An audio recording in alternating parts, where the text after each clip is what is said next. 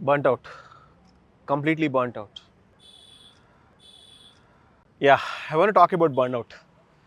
This is a very common question which people ask about burnout.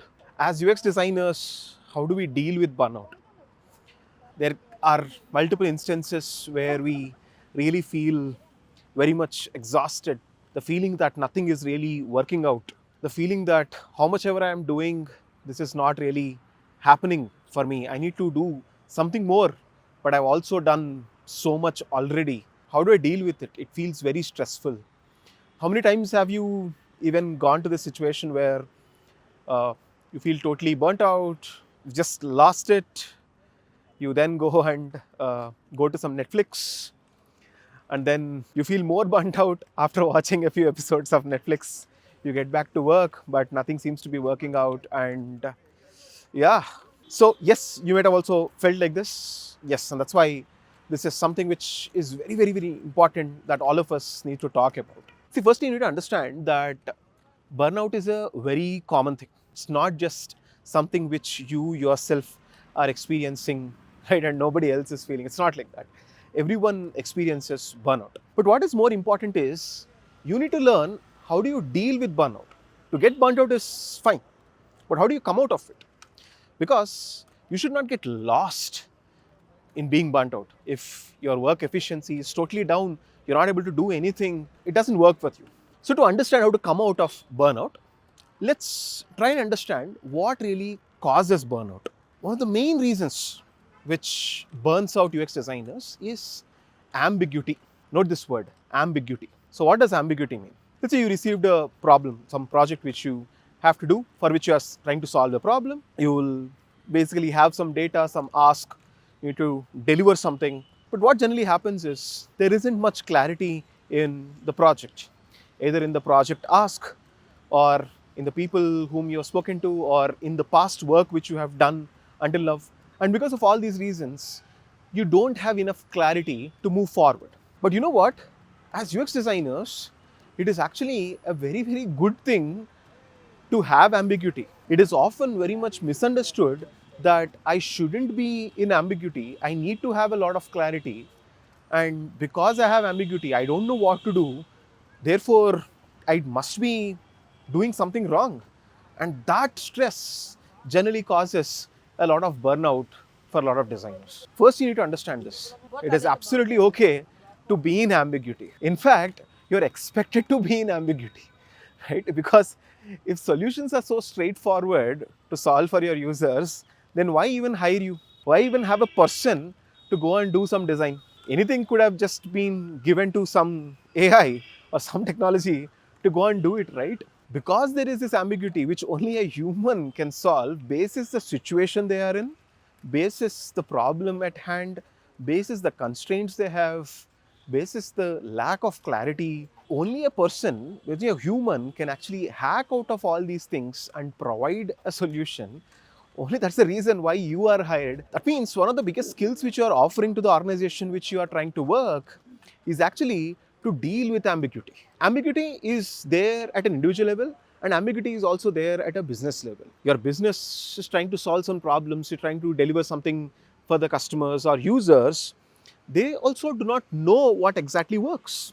In fact, if they know exactly what works, they'll do that, right? They don't even require any of the people. And it's proven, right? Every company out there is trying to experiment something. From our side, when there is burnout, they also have something called as burn, which is they burn a lot of money trying to experiment what is really working. So there is ambiguity even at a business level. You need to understand that you are providing value when you can solve ambiguity for a business. And note this word, solving ambiguity. It means ambiguity will exist in the first place, and you are the person who will solve for it. Do not misunderstand this. It is not that ambiguity will not exist and you are someone who will always maintain a lot of clarity. That doesn't happen. Now, if you understand that it is your important skill to solve for ambiguity, you will really, really come out of this existential fear that, hey, you know what, I'm supposed to bring in very good ideas right at the first attempt. I'll tell you how do you actually come out of this ambiguity. It is okay to feel burnt out when you actually get into this ambiguity, when you realize that you are in an ambiguous situation, when you are basically having this lack of data, having the direction in terms of what to do and all that stuff, it is okay to feel burnt out. Do not suppress your emotions. Feel burnt out, no problem. Just take a break, express your emotions to anyone out there, right? Your close friends are there, just go and express. Don't let your emotions go out in the professional world. Don't go and show them on your manager or other peers and all that stuff. You have your friends, you have your people whom, like, whom you can call that they are your people. Go to them and talk to them about your emotions. It's very important. Once you do that, face the burnout. But now, time to actually go and deal the ambiguity. The first thing which is very, very important over here is you need to write down everything.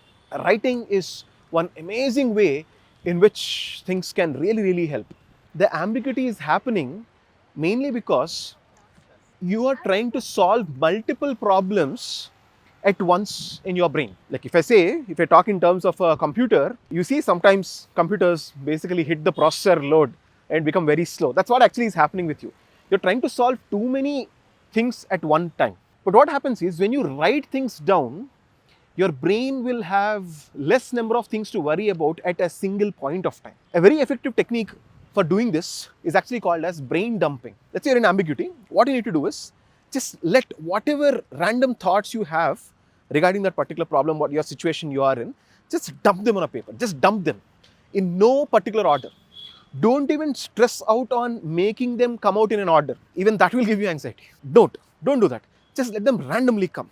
Let it feel completely free. It's very important to dump things in a very, very random manner. And then that's a step one. As a step two, now that you have dumped all the things on the paper, go and attack each of these individual items which are dumped on the paper and tackle them individually. So there is an interesting UX process also here which can actually help.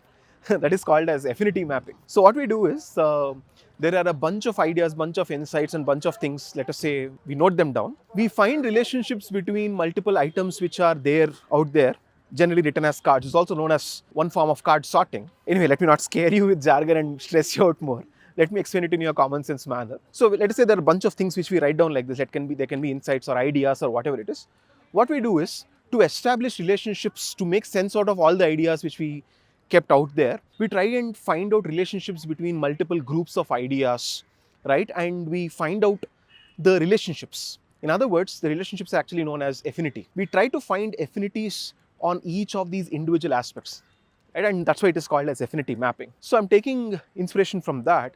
What I'm trying to say is, when you dump out all the things, it can be ideas, it can be situations, you don't even have to show this to anyone, frankly speaking. So you can literally write down everything that is basically causing these ambiguities to you. What you have, what you don't have, and try and gather affinities between multiple things which you have dumped, and then start making sense out of it. And that is when you will find out multiple gaps that you need to address in a very, very good manner. In fact, until then things feel very random, but from then, once you start finding affinities between multiple things which you have dumped, things will start making sense. Everything seems to fall in a very good place. Yes, and I'm not saying even after doing this exercise there will be no ambiguity, everything will be solved. But the stress which comes, the mental stress which comes because of the ambiguity, that gets solved because you'll start seeing that you are able to take some action towards it, and some of those problems are dumped out there. You don't have to take the stress of remembering all of them and solving all of these problems at one point of time. It gives you a way for going forward. It gives you a way to have discussions with other people. It takes you on a path of going and becoming more productive. That's what you do to actually come out of this ambiguity. And if you deal with this, it will help you get out of ambiguity. Remember, burnout is very common. Feel the burnout. Let your emotions go and express them to all the people whom you know. And then do this brain dumping. Put out all the ideas, all the situations, everything out there. Tackle them individually. Do the affinity mapping.